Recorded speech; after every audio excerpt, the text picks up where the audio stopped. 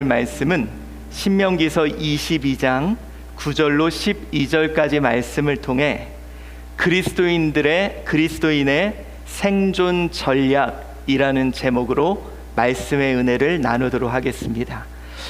생존, 요즘에 가장 마음에 와닿는 단어입니다. 생존. 우리 살아남을 수 있을까요? 자, 여러분 어떻습니까? 어떻게 살아남으실 수 있습니까? 요즘 우리가 살고 있는 이 시대는 너무도 척박한 세상입니다. 연일 코로나가 지속되고 있습니다. 우리 다양한 변종들이 등장하면서요, 이제 앞으로 정말 불확실한 상황 속에 우리 어떻게 살아남을 수 있을까? 걱정입니다. 우리 가정, 우리 사업장, 그리고 우리의 미래, 또 교회, 정말 우리 살아남을 수 있을까? 이제 생존이라는 단어가 정말 우리에게 현실로 이제 다가온 시대입니다. 여러분, 그럴 수밖에 없는 것이 요즘 정말 무한 경쟁 시대입니다. 제가요, 여러분, 요즘 어디를 지날 때 어느 점포가 있는데 매일 바뀌는 거예요. 여러분, 지금 여러분이 보시는 게 뭐냐면 우리 2000년도부터 2018년까지 우리 글로벌 브랜드 순위입니다.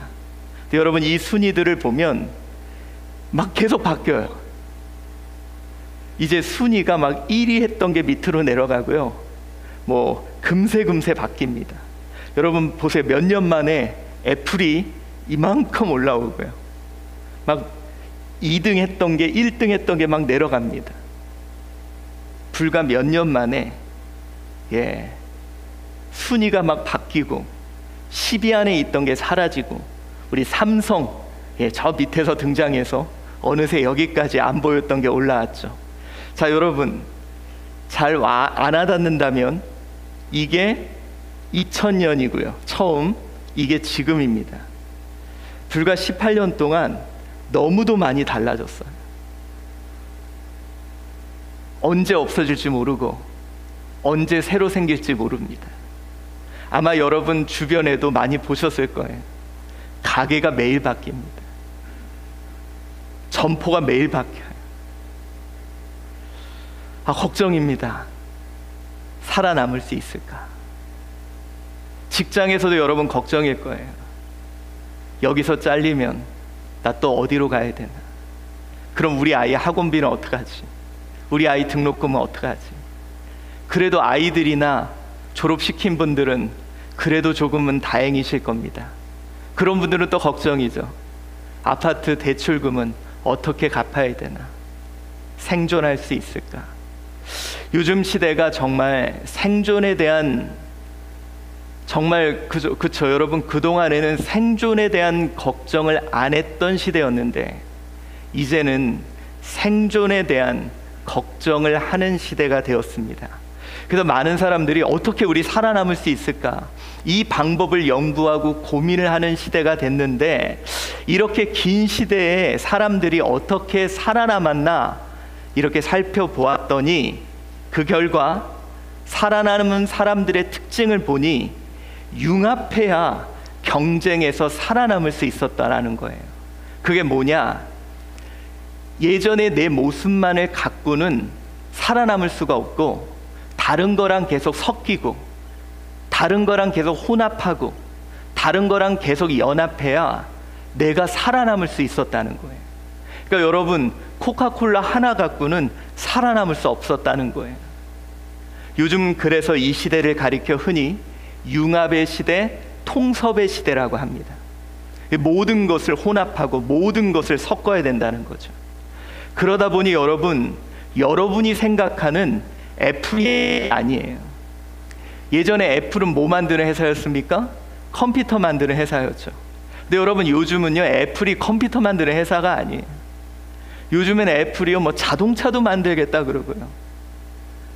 요즘 모든 회사들이 ICT 융합이라 그래서 이제는 여러 가지, 뭐 인문학부터 해서 모든 걸 다 융합을 해서 모든 것을 다 합해야 살아남을 수 있다고 말을 합니다.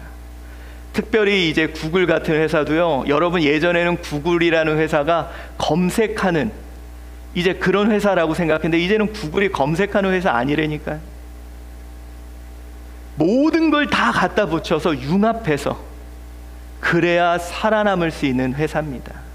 여러분 요즘에요, 짜장면집도 짜장면만 팔아서는 살아남을 수가 없어요. 저희 여러분 이 동네 여기 보니까 카페도 그냥 카페만 하는 집 없더라고요. 부동산하고 카페 하는 집 같이 있고요. 예? 인테리어하고 카페 하는 집 같이 있고요. 다 갖다 붙여서 융합해서 그렇게 해야 살아남을 수 있다고 합니다. 그러다 보니 여러분 우리가 고민이에요. 우리는 어떻게 살아남을 수 있을까? 특별히 여러분 오늘 우리가 좀 고민해 봐야 될 것이 있습니다. 뭐냐? 교회, 성도 과연 살아남을 수 있을까? 여러분은 어떻게 생각하십니까? 우리 그리스도인 교회 살아남을 수 있을까요? 여러분 저는요 요즘 이런 생각을 해봅니다. 교회 생존할 수 있을까? 자, 이것은 올 4월 14일 날 장신대에서 조사한 내용인데요. 우리 코로나로 인해서 이제 신뢰도를 조사를 했는데 뭐 중앙정부, 질병관리청, 뭐 의료, 언론 쭉 있는데 비기독교인들을 대상으로 교회가 신뢰도가 요 보라색 선이 3.6%밖에 안 돼. 이제는 교회에 대해서 전혀 신뢰하지 않는다. 복음의 문이 완전히 닫혔다는 거. 교회가 어떤 이야기를 해도 듣지 않겠다는 거. 놀라운 건 목회자는 68.7%. 예, 목회자들은 그래도 교회는 믿는다라고 하지만 정작 우리가 복음을 전해야 될 대상은 100명 중에 3.6%만이 교회를 신뢰한다고 합니다. 그런데 더 심각한 건 뭐냐? 이게 대한민국의 앞으로의 연령 비중이, 여러분 이제 올해가 2001년이죠. 이제부터 30년 후에는 어떻게 되느냐? 여러분 지금은 요 파란색이 15세부터 64세예요. 그리고 빨간색이 65세 이상인데 이제부터 급격히 65세 이상의 인구가 늘어납니다. 젊은 세대들이 급격히 사라져요. 이것이 뭘 의미하냐면 대한민국이 급속히 노령화가 될 것이고 힘을 잃어갈 거라는 거예요. 과연 이럴 때 교회는 살아남을 수 있을 것인가? 젊은 세대들이 교회에 대해서 부정하고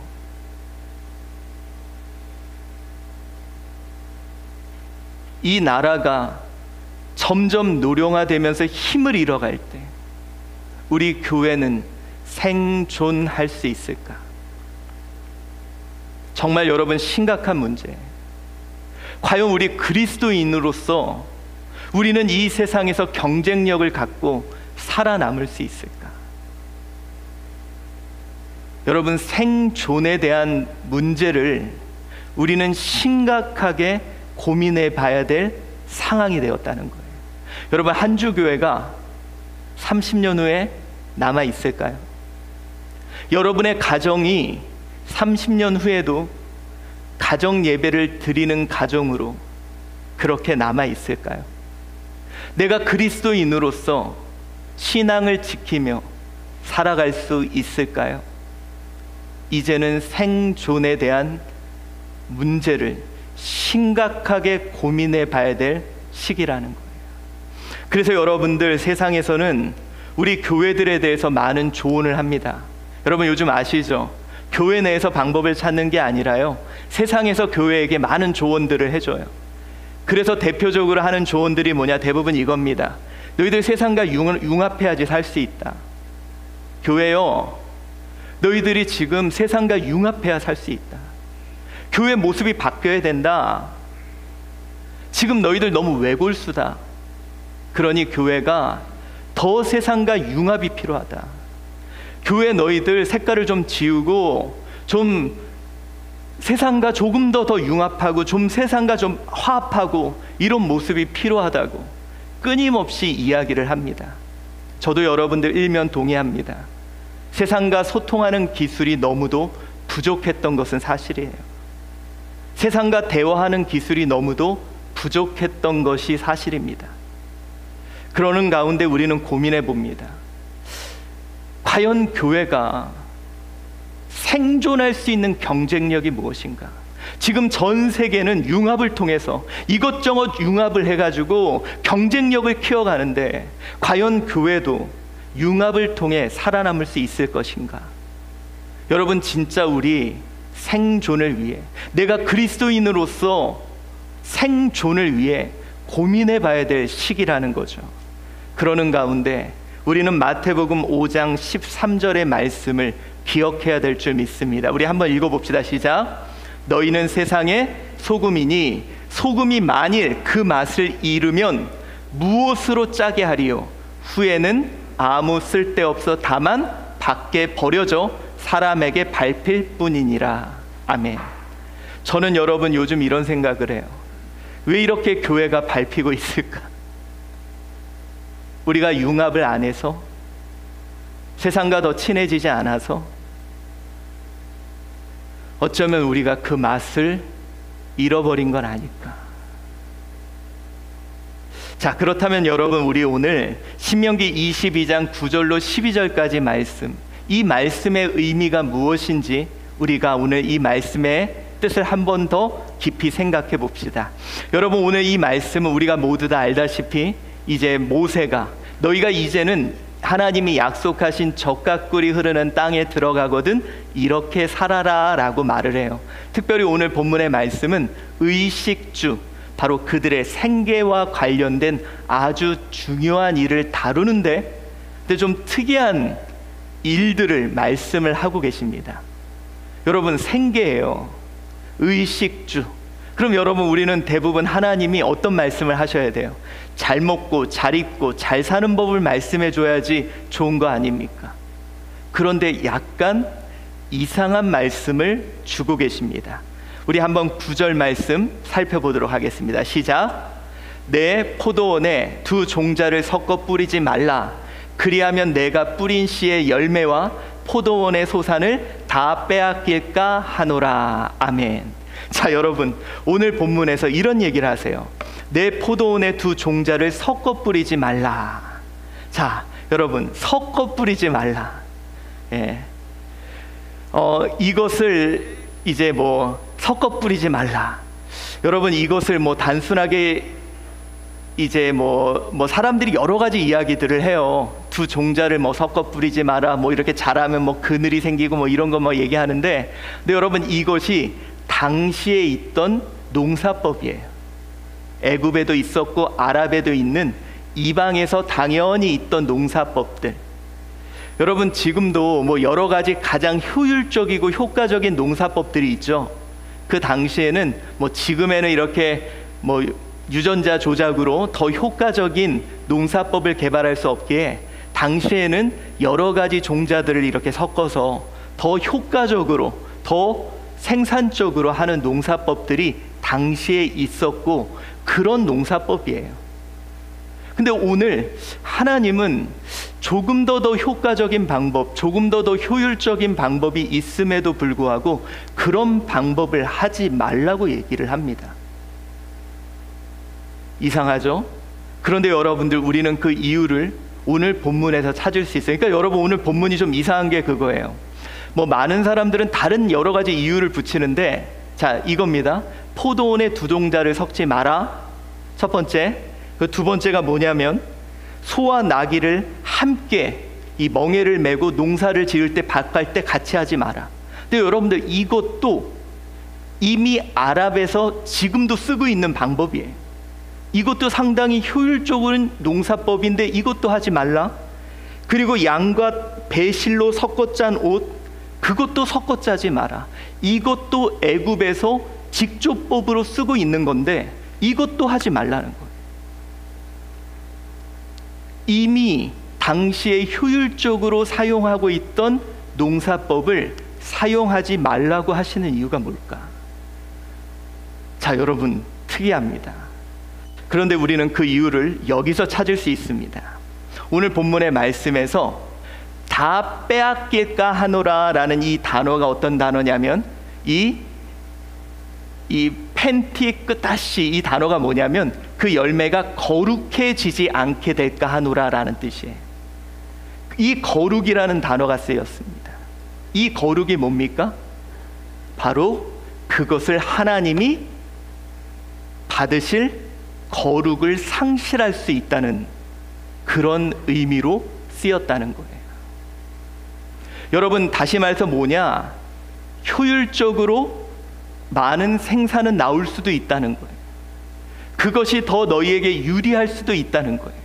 그러나 그것으로 인해 거룩이 상실되고 그로 인하여 하나님이 받으시지 않으실 수 있다는 거예요. 희한합니다. 왜 이런 이야기를 할까요? 우리는 도통 이해가 안 갑니다. 의식주는 무조건 많고 효율적이고 풍성하면 좋은데 왜 오늘 하나님께서 굳이 이들에게 거룩을 이야기하실까? 사랑하는 성도 여러분, 우리 교회, 우리 그리스도인, 나, 경쟁력이 뭘까요? 우리가 세상을 향해 승리할 수 있는, 이길 수 있는 경쟁력이 뭘까요?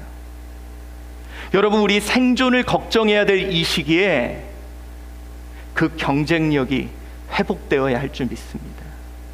여러분, 우리 그 경쟁력이 무엇인지를 찾아야 하는 시기예요.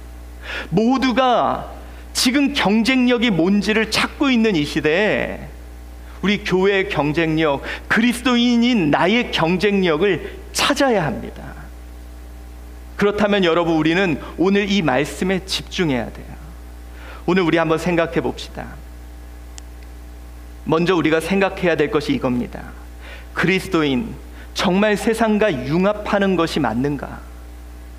지금 세상이 우리를 향해 너희들 봐라, 너희들에 대한 긍정도는 3.6%다. 너희들 세상과 더 융합해야 된다. 심지어 여러분, 어느 단체에서는요, 이제는 교회라는 이름을 차라리 쓰지 말자라는 얘기를 합니다. 사회 단체로 그리스도의 사랑을 전하라는 얘기까지 해요. 정말 우리가 그래야 되는가? 오늘 10절과 11절 한번 읽어봅시다. 이런 이야기를 합니다. 시작. 너는 소와 나귀를 결의하여 갈지 말며 양털과 배실로 섞어 짠 것을 입지 말지니라 라고 말을 해요. 여러분, 아까도 제가 말씀드렸죠. 이게 이제 뭐 다른 사람들이 뭐 그냥 해석할 때는 뭐 이게 이렇게 말을 하지만 실제적으로 그 당시에 지금 여러분 아랍에서는 아직까지도 소와 나귀를 결의해서 농사를 짓고 있대요. 이게 그 당시에서는 가장 뭐 효율적으로 나름대로 농사를 짓고 있는 방법이었고, 그리고 그 여기서 등장하는 쉐아네이즈라는 이 섞어서 짠 이것은 애굽에서 사용됐던 단어로서 애굽에서 이렇게 양털과 이렇게 직조해서 짠 실제적으로 조금 더 발전된 그런 직조 기술이라고 합니다. 그러니까 어떻게 보면은 더 나은, 더 좋은 직조 기술을 이야기하고 있는데 이렇게 하지 말라 그래요.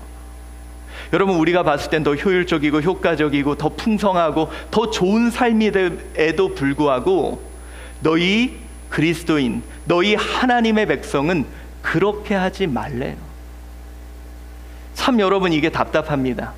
이렇게 하면 더 잘 살 수 있는데, 이렇게 하면 더 효과적일 수 있는데, 이렇게 하면 더 풍성할 수 있는데 왜 그렇게 하지 말라 그랬을까? 융합하면 더 효과적이지 않는가? 여러분, 우리가 고민입니다. 우리 교회, 우리 그리스도인 융합하면 더 효과적이지 않을까? 세상의 많은 것들 융합하면 효과적이지 않을까? 아까도 제가 얘기했듯이요, 여러분, 세상의 많은 사람들이 교회를 향해 조언합니다. 교회가 융합해야 된다. 근데 여러분, 저는 요즘 그런 생각이 들어요. 교회의 위기가 과연 어디서 왔는가? 왜 그리스도인의 부정적인 모습들이 왜 나타났는가? 우리가 정말 융합을 안 해서 위기가 생겼을까? 저는 단언컨대 이렇게 말씀드리고 싶습니다. 오히려 어설픈 융합이 문제였다. 오히려 어설픈 융합이. 어설프게 정치권과 융합하다가 이렇게 됐고, 어설프게 세상에서 좋다는 시스템과 영합하다가 이렇게 됐고, 오히려 세상의 경제적인 모습과 융합하다가 교회가 이 모습이 된 건 아닐까. 여러분들, 아까도 이야기했듯이 소와 나귀가 결의하면 효과를 낼 수 있지만 완전히 성질이 다를 때는 문제가 발생을 합니다. 힘도 다르고 성질이 다를 때는 같이 가면 오히려 삐뚤빼뚤하게 될 수밖에 없어요. 직조를 하는데 완전히 성질이 다르면 한 번 빨고 나면 옷 자체가 틀어져 버릴 수가 있어요. 여러분, 우리가요, 모든 것이 융합한다고 반드시 잘 되는 것만은 아니라는 거예요. 어떨 때 잘 될까요? 성질이 비슷할 때. 근데 우리가 잊고 있는 것이 있어요. 교회, 그리스도인. 물론 우리는 분명히 이 세상에 살지만 우리가 잊고 있는 것이 있습니다. 우리는 이 세상에 있지만 구별된 존재라는 거예요. 여러분 아시죠? 저기 뭡니까? 송충이는 솔잎을 먹어야 돼요. 여러분, 우리가 그리스도인들이 과연 세상에서 경쟁하는 존재인가? 여러분, 저는 이렇게 생각합니다. 그동안 우리 교회가 왜 이렇게 세상에서 불신을 받게 되었는가? 아까 말했듯이 어설프게 정치권과 융합하려 그랬어요. 한쪽 정치의 편에 서서 우쪽에 서고 좌쪽에 서고,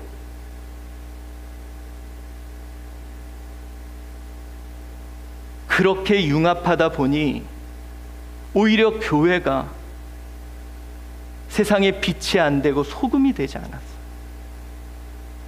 어설프게 교회가 세상에서 하는 시스템들, 마치 다단계에서 하는 시스템들을 교회에 끌어들여서 이렇게 하면 사람을 관리하고 이렇게 하면 더 풍성해진다고 그런 시스템들을 막 들어와서 융합하기 시작하더니 오히려 교회가 이상하게 되기 시작했어요.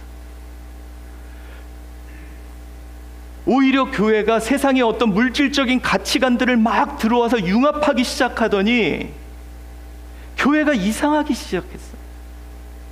여러분, 우리가 정말 생각해 보자는 거예요.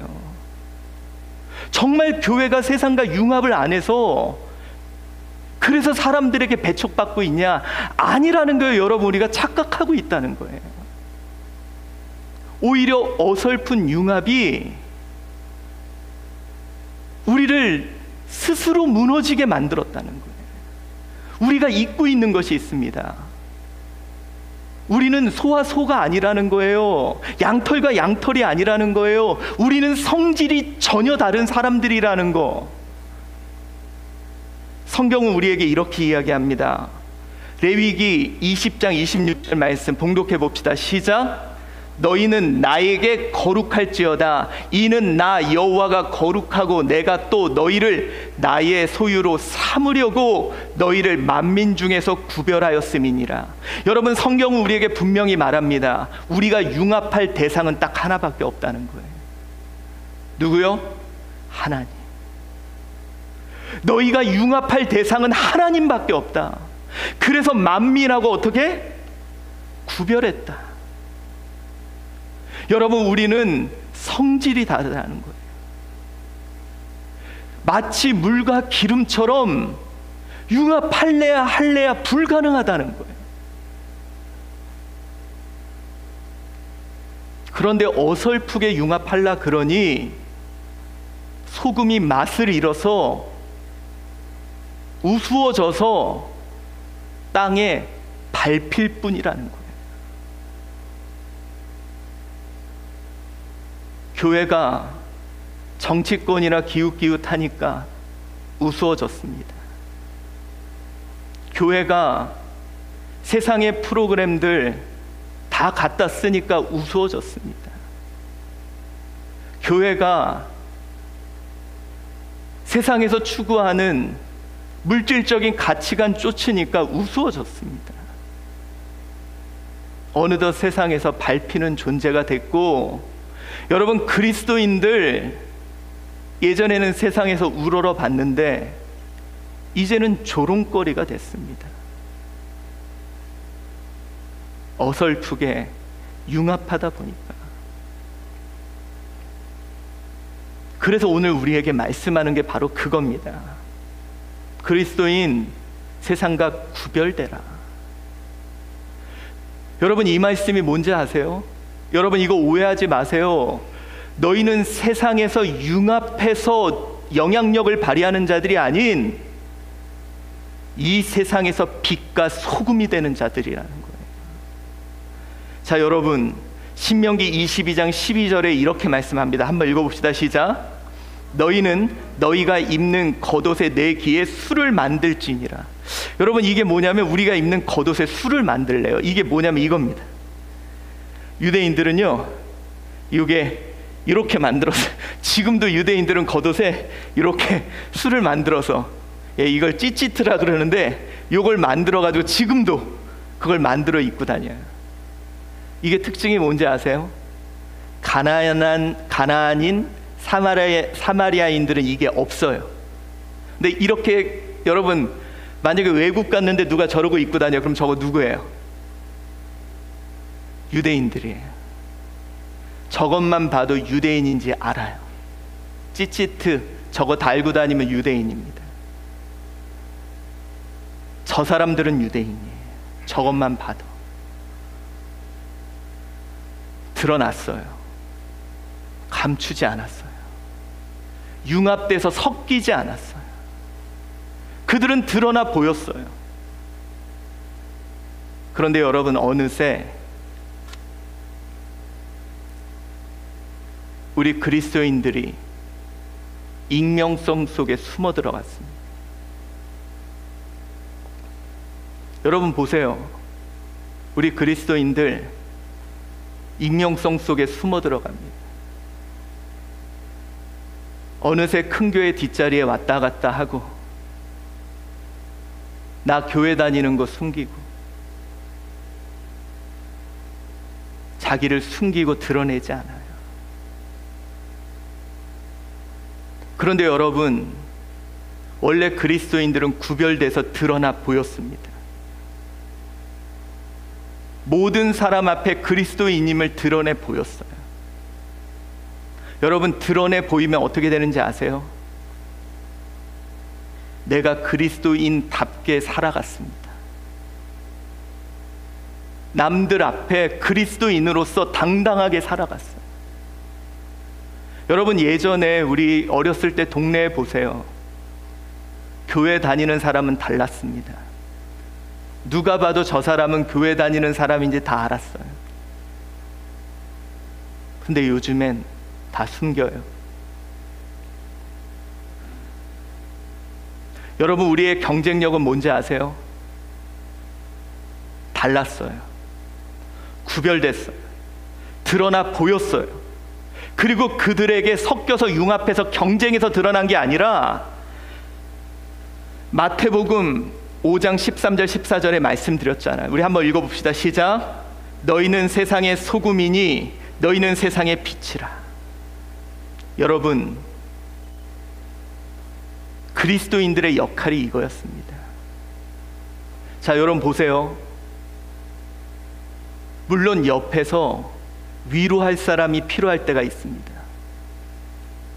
그런데 죽어가는 사람에게는 위로할 사람이 필요한 게 아니라 칼을 들고 살려야 될 사람이 필요합니다. 그리스도인들의 역할이 그거였어요. 그들은 달랐어요. 죽어가는데 옆에서 같이 아파하고 같이 힘들어하는 자가 아닌 칼을 들고 살리는 일을 했습니다. 그게 그리스도인이었습니다. 그게 그리스도인의 경쟁력이었습니다. 세상과 경쟁하지 않고 세상을 압도하며 이 땅에 빛을 비추고 썩어가는 이 땅에 소금으로 썩지 않게 하는 역할을 감당했습니다. 세상과 적당히 타협하고 융합하고 우리는 하나고 이거 하지 않고 예수 그리스도 생명을 선포하며 그들 앞에 당당히 섰던 것이 그리스도인이었습니다. 여러분, 세상이 교회에 대해서 실망한 게 우리랑 같지 않아서 실망했을까요? 아니면 교회답지 않아서 실망했을까요? 우리는 자꾸 착각하는 것 같아요. 여러분, 세상이 우리를 향해 우리와 달라서 실망했을까요? 아니면 우리가 그리스도인답지 않아서 실망했을까요?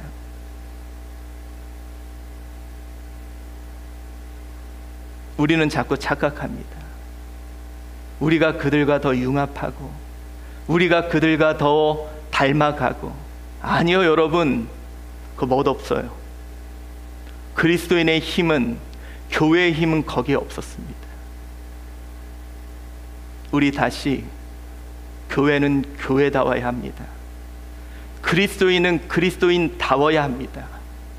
지금 우리의 경쟁력은 저는 거기서 찾아야 된다고 생각해요. 우리요, 다시 찌찌트 달아야 됩니다. 나 교인이야. 우리 교회야. 생명 살리는 교회야. 빛과 소금으로서의 교회와 성도, 복음으로 승부하는 교회. 저는 여러분, 지금 이 시대에도 모든 해결은 복음에 있다고 생각합니다.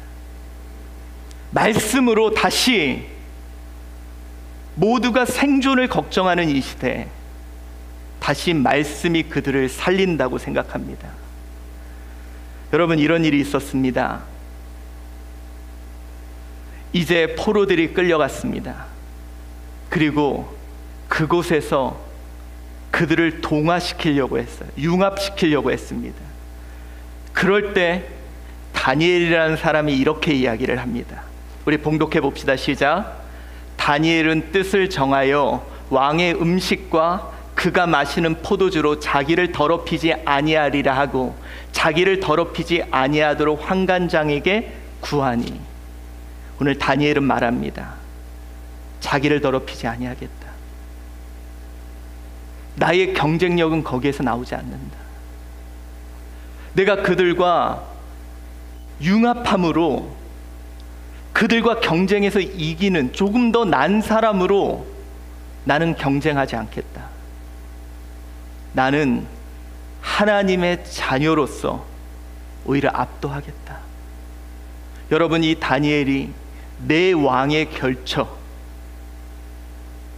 이방 나라에서 압도적인 우위를 보이는 모습을 봅니다. 저는 이것이 바로 교회와 그리스도인의 경쟁력이라고 생각합니다.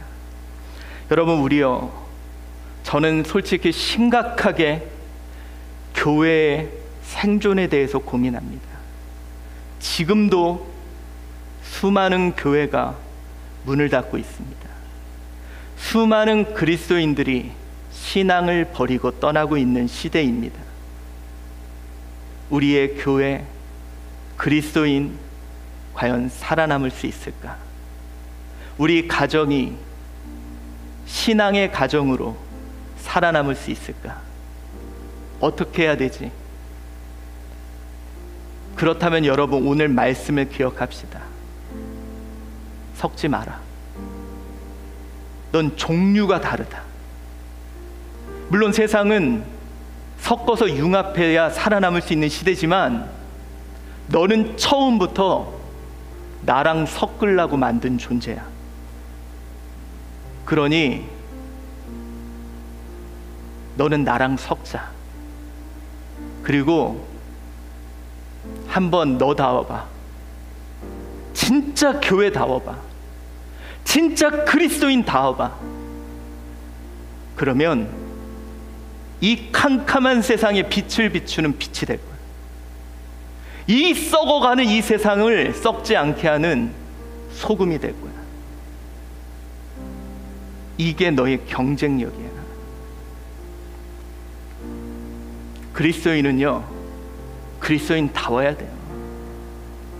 여러분, 교회는 교회다워야 돼요. 그리스도인은 그리스도인다워야 돼요.